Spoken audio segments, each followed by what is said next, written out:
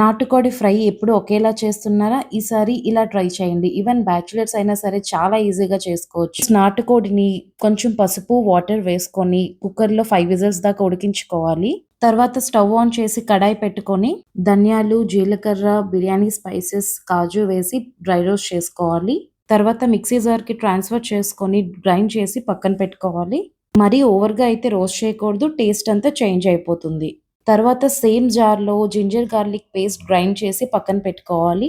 తరువాత stove on చేసి కడాయి పెట్టుకొని ఆయిల్ వేసుకొని ఆయిల్ కాస్త హీట్ అయ్యాక ముందుగా మనం బాయిల్ చేసి పక్కన పెట్టుకున్న చికెన్ వేసుకొని కాస్త రోస్ట్ అయ్యే వరకు కలుపుతూ ఉండాలి. కొంచెం క్రిస్పీ అండ్ జ్యూసీగా చికెన్ మనకు అనిపించినప్పుడు జింజర్ గార్లిక్ పేస్ట్ వేసి పచ్చివాసన పోయేదాకా కలుపుతూ ఉండాలి. ఇప్పుడు పసుపు, చిల్లీ పౌడర్, వేయించిన జీలకర్ర పొడి, ధనియాల పొడి, చికెన్ మసాలా వేసుకొని ఒకసారి బాగా మిక్స్ చేసుకోవాలి. లాస్ట్ లో కర్రీ లీవ్స్ మనం ముందుగా వేయించి పక్కన పెట్టుకున్న మసాలా వేసి ఒక్కసారి రోస్ట్ చేసుకోవాలి. అంతే guys. Trust me, it came out too good. Even bachelors అయినా, ఏ కుకింగ్ రాని వాళ్ళైనా, ఫస్ట్ టైం కుక్ చేసే వాళ్ళైనా చాలా ఈజీగా చేసుకోవచ్చు. మీరు ఒకసారి ట్రై చేయండి.